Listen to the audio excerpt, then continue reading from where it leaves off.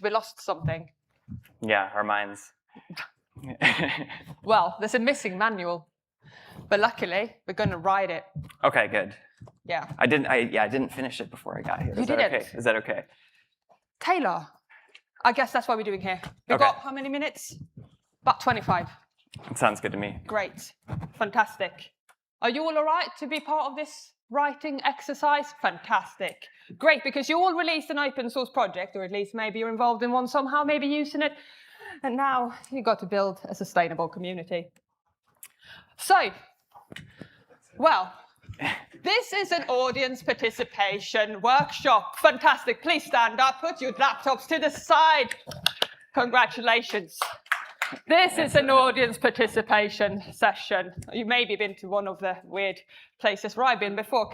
You will get to sit down at some point. Yeah, you're wearing good shoes. Fantastic. Sit down. If. Don't sit down yet. If Conditional. in the past year you have maintained an open source project. Sit down. Thank Look you. around Thanks. and give these people a wonderful hand. If you have maintained an open source project, fantastic, fantastic. These people do a lot of great work. Now, so they sit down. If you have contributed to an open source project, you raised a PR, you did some code, fantastic. Hey. Our next one. If you have raised an issue in an open source project, you get to sit down.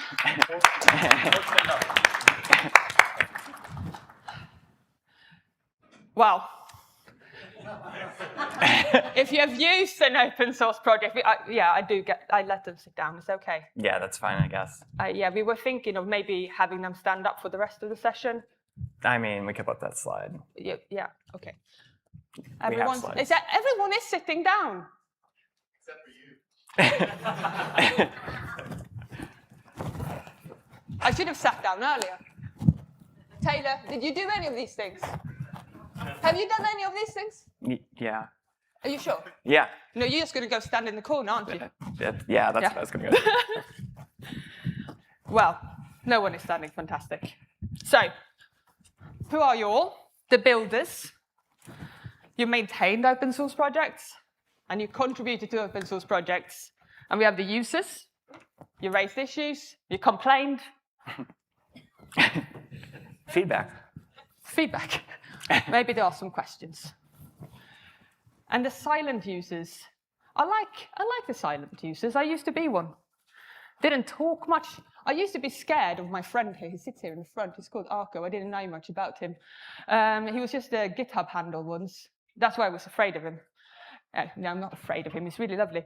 But sometimes these people, we don't really know, they are just GitHub handles somewhere on the internet. And the silent users, there are many reasons why we maybe aren't able to engage so much. And some of those reasons could be that we work in a regulated industry where we cannot share so much about what we are doing for regulatory or security reasons. So that means that we are using the projects, but they don't know about us. And I used to be one of those. So I followed the Envoy project from a really early on. And I didn't even know Jan. He's sitting here. Hello, Jan. So I think that's really fascinating how we can have these kind of hidden communities. It's interesting personas. So now we know each other. Hello. Hi. Erica. Nice to meet you. Taylor. Lovely. Thank you for sharing your name with me. I'm trying. Yeah, great. So those are the pillars of our open source community. It's not just the builders and the users, but it's also the silent users. But the builders, as you used to be quite involved in the CNCF, Taylor. Yeah, we played with Legos. We built open source projects. We listened to end users. We got reference architectures up and running. But I think all in all, there was just the cloud native therapy, I think was probably one of the biggest ones that we got involved with, is just listening to people, hearing what worked, what didn't, and figuring out the shape of how to continue building with everybody involved in the process. So you met a lot of builders. Plenty. And so many. They have some problems sometimes. Sometimes. Sometimes. Burnout can be one of those. So there are risks with burnout for builders, and there's also the recruitment and onboarding of builders, whether they are contributors, especially when you, what was that called that you started? The road to first, It's zero to merge. Zero to merge, yes. So that is something that's really important as a maintainer of a project, to look at how you can get people involved in your project and onboard them on that. But there are problems for builders. So there are things you can do to help them. Scope your project, figure out what is the size of it, and scope maybe even the roles for your maintainers. They can't do everything. I think it's a big deal too when you are starting or working on an open source project, just getting a sense for what the personas might be, kind of like we called out a little bit earlier. But in terms of what help you need, I've heard a lot of people say, hey, I want to get started in open source. And there's a lot of places to point them, but if you don't scope it down like that, then it's difficult to know where to go exactly in many cases. And something that Tyler and I talked a lot about is the partnership over control. Sometimes it's really hard to let go of your baby. You've created something, and how can you now co-create it with other people out in the community? And there are moments where that can be really difficult because you may have had a vision for what you thought it was going to be and where it was going to go. And people will show up and propose or suggest things that either you hadn't thought of, or even you have thought of it, you just haven't gotten around to it just yet. And then maybe you feel criticized. So how can you partner with people in a good way to move that forward? So we have some really fantastic examples where that has happened. Again, wonderful friend there, Arco. You've done a great job of that. So we have some fantastic examples even from my own recent experiences where I've involved in the Envoy AI Gateway community, where my recent new friends from Nutanix came into the community with proposals and asking about the roadmap. And they're actually maintainers now of the project as well. So that is really exciting to see, where we get to build things together and partner to drive the project forward. Users, they are something you care about. Always. Always. And what can happen with users, because it can be scary to talk and chat to people, and can hesitate to raise issues or ask questions for many reasons, and sometimes we obviously don't see their requirements on a roadmap, and maybe you're not even sure if the project is right for you. So you've got to create end-user spaces and build that trust with them. And what really is trust?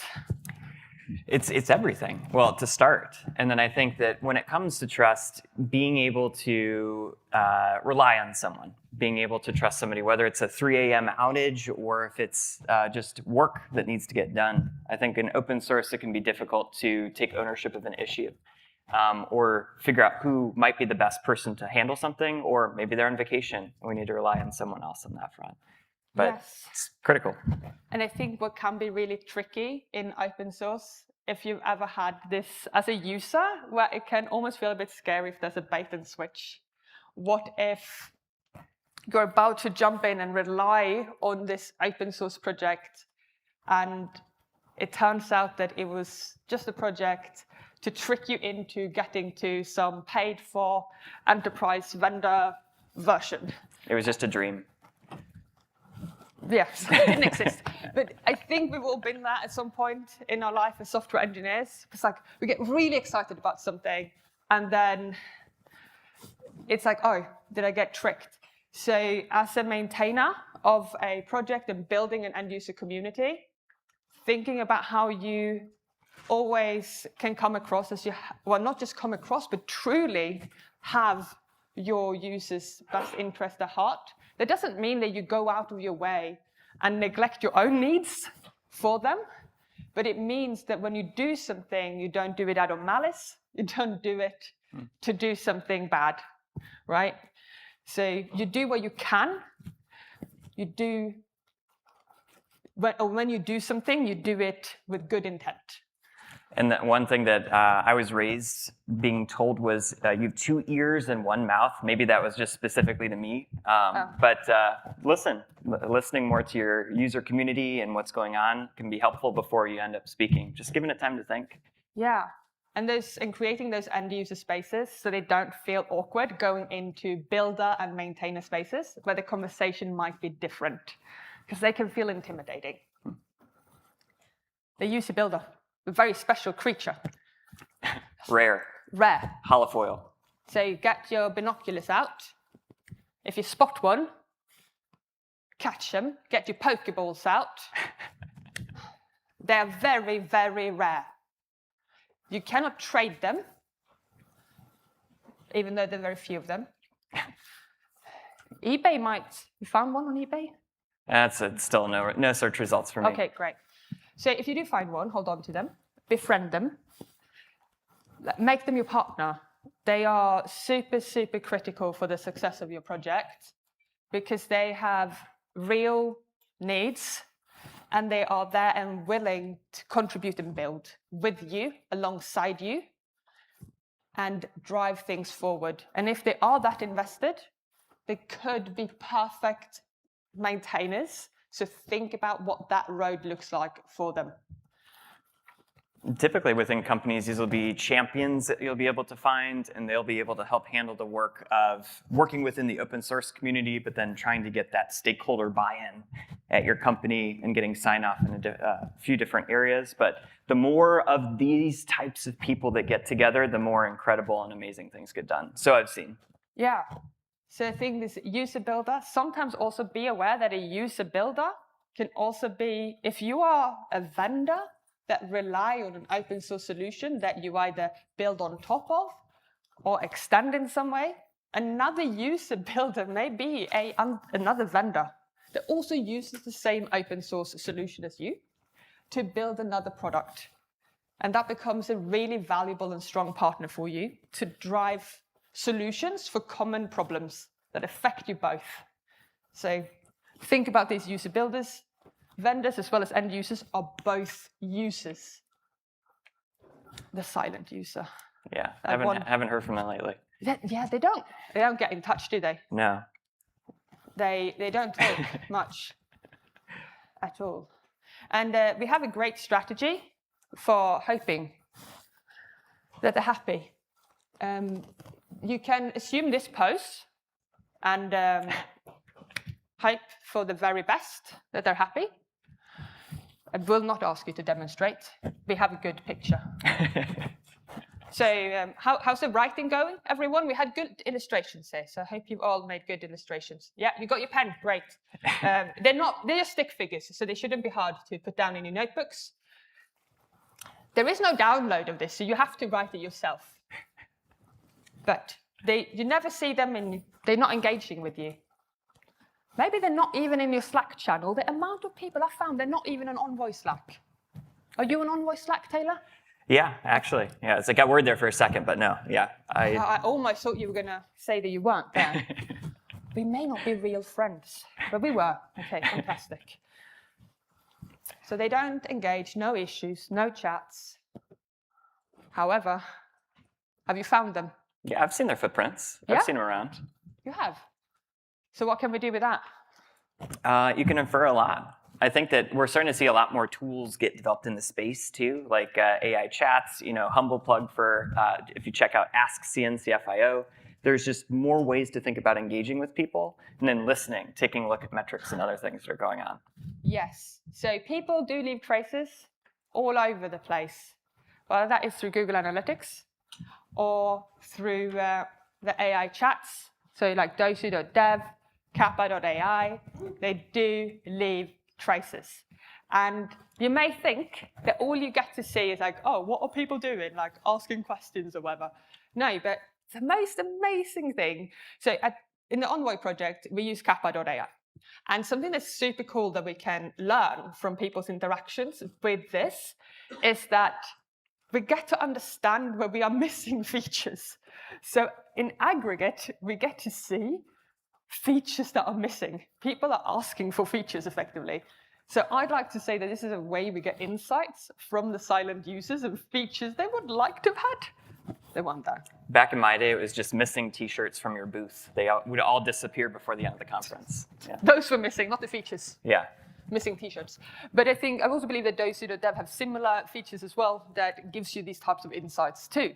Exactly. Being able to get a sense for what your community is asking, and then when you think about your open source project or working within the community, what's high friction, right? Sometimes opening an issue, even a pull request, can be a lot of work for somebody, especially their first time. Yeah. But asking a question, that's fairly easy. GitHub discussions, fairly easy. Yeah. So thinking about different ways that people engage is critical, I would say. So self-helping without having to do it in public, do it privately, and also knowing that you are really helping maintainers and people by engaging with these tools. You are helpful.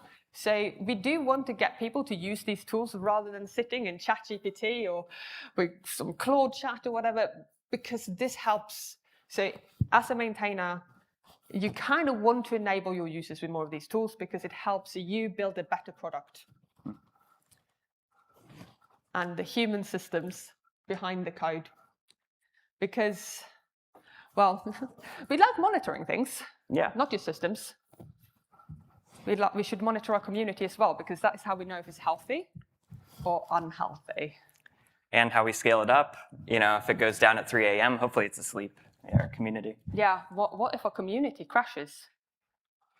It could happen. I hope it never does. I've seen people crash. Yeah. Burnout. Not good. I mean, I've done pretty badly in my life sometimes. So let's talk about how we prevent maintainer burnout. So I know, Taylor, you've been in the community a lot for a really long time, and you've spent a lot of time with different people.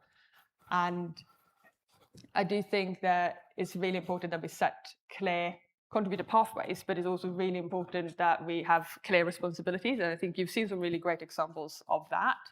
And I think we've also seen really great examples of that.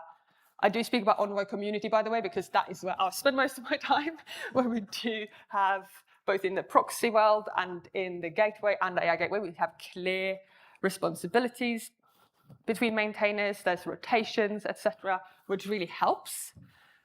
But I think you've seen a lot of that in other communities. So I think in the Kubernetes community, it's even more structured, which is such a large community too. What's interesting about some of these open source projects are that you get to see differing levels of maturity. So Kubernetes, KubeCon, Kubernetes, that's kind of where I came up in that community, as you mentioned. And being able to be part of a project that has already figured a lot of things out doesn't mean that you still can't give feedback. There were still so many cycles of Kubernetes releases where people would say, hey, I don't like how this is done, or I have an idea and how we can do something different. And that was still something that we worked on. But getting to work with projects that are coming into the CNCF and that are sandbox or incubating, I think gives you some other options to think about too. Like Sandbox hasn't fully formed yet, but you have a lot of opportunities for leadership or other things if that's what you're looking for within the open source space. So really interesting to take a look at a lot of those concerns. And do you want the path that's been trodden a little bit more heavily, or do you want something where you want to forge your own path and work with some new people? And I do think the important part is like figuring out how you don't take it all on yourself. So if you are someone who is starting a project or in the early parts of building out a community, don't put it all on yourself. Yeah, one is not a good scalable number, I would say. And 2 is also not that great. You can't build a lot of things are not that stable with 2 legs. You need 3 legs. So, but also check in with your maintainers. How are they coping? If you are a maintainer, check in with your friends. How are they doing? Maybe they need time off, because we do need that sometimes. And taking some time off from your maintainer duties, it could be anything from that you're having a really big project at work that you need to focus for 3 months. Or there's maybe something happening in your life. Maybe you're moving countries. Maybe you're doing a big thing. Maybe you just had a baby.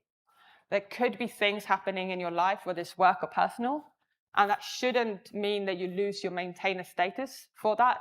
You can say, I just need to take a couple of months because I just had a baby. I'm moving country, whatever it could be. Life happens. And have that conversation with your maintainer colleagues, because putting that pressure on you can lead to burnout, which can lead to not being and showing up as your best self for the rest of the community. And when you are not able to review PRs properly and engage properly, we have seen what can happen. We've seen... I've also seen miracles of drinking a bottle of water and eating a sandwich too. Yeah. We see. Yeah, some grumpiness can come in, especially when burnout comes into play. Yes. But also when we aren't able to look after because ultimately what leads is not, especially if there's multiple people, especially if you're a small maintainer community, the code starts deteriorating. Yeah. And that can lead to security vulnerabilities and ultimate risk. And especially when we deal with open source projects that are widely adopted, that's not just a risk for you, that's a risk for the wider community. So please pay attention to everyone around you and pay attention to yourself.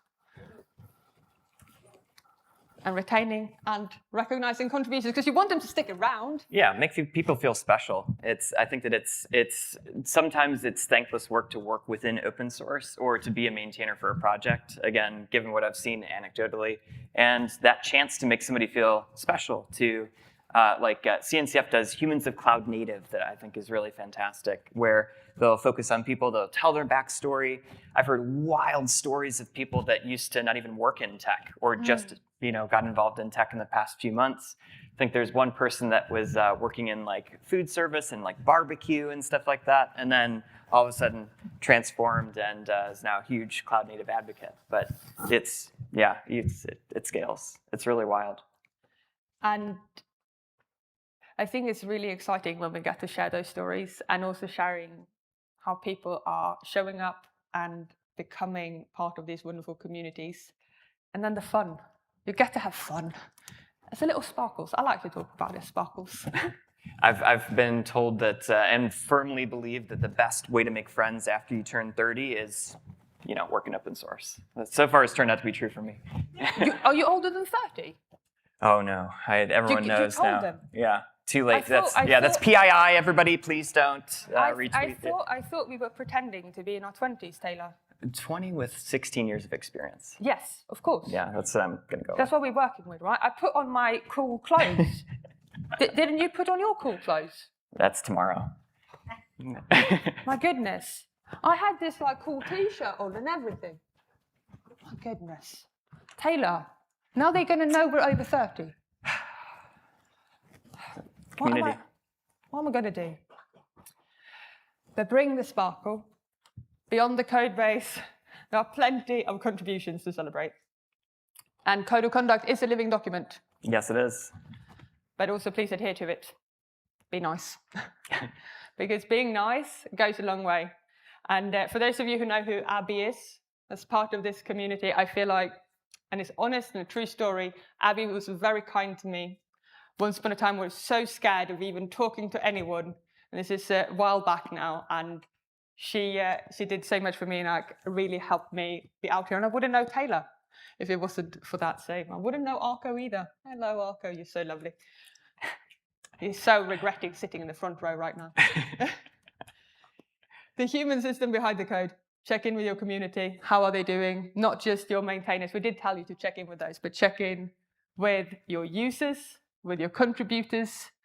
And there are a few different ways you can check in with people. What are some ways that you've seen different projects do that, Taylor, throughout your time in the community? I know there's surveys. So some people do surveys.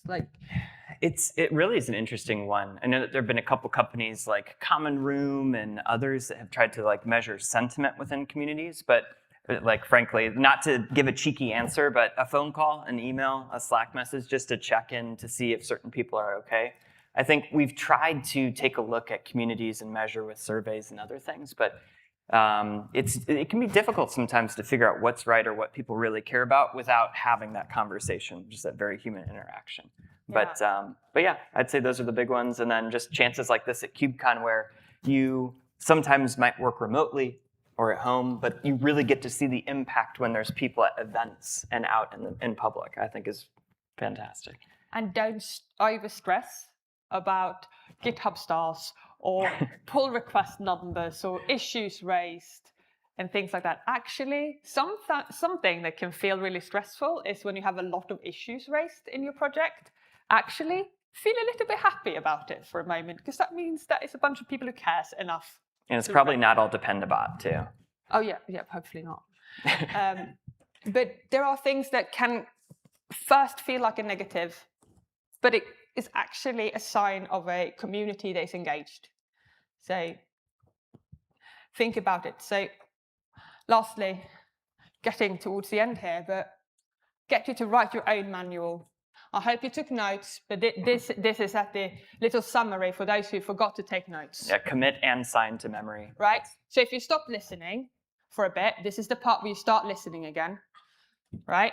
I like doing this in presentations because I know you all opened your phones and went on Slack and LinkedIn and maybe on TikTok because there were some cute cats on there, dogs maybe. But this is the part where you can, if you didn't listen, this is a slide. Yeah, TLDR. Yeah. We save it for the end. Great. So map your projects, build a user ecosystem. Who are the builders? Who are the builder user hybrids?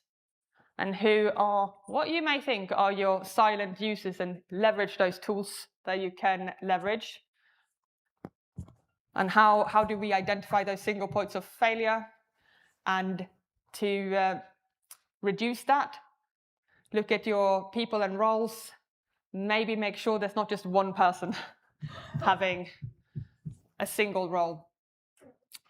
Make sure there's some overlap so that if you have a maintainer that leaves, because maintainers are not forever. They shouldn't be, right? It'd be nice if they can come and go. Yeah, no Mobius strip people. Yeah, they don't go on forever.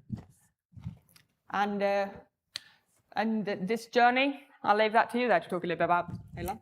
Yeah, I think when it comes to taking a look at the, which one is this? No, this one, yeah. Okay. It's hard to see. It's okay, hard to good. see here, by the way. I needed to remember my journey.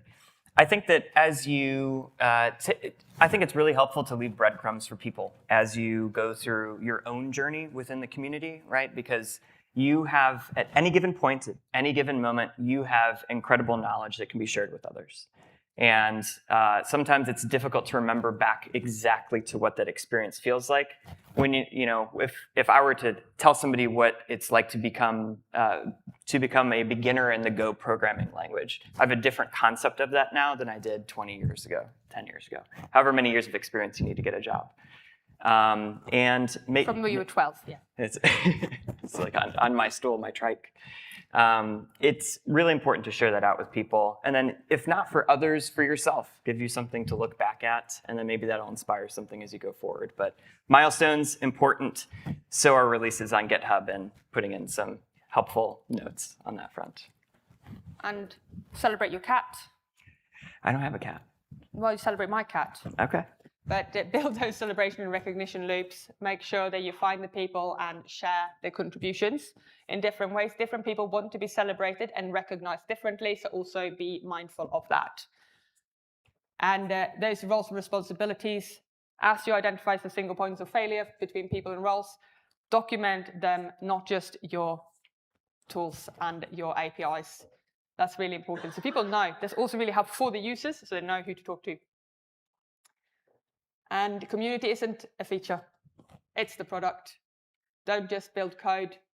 Build the people who build it. This is the beautiful quote part. Yeah, or else is the tagline. So, written by you for your community. We found the manual.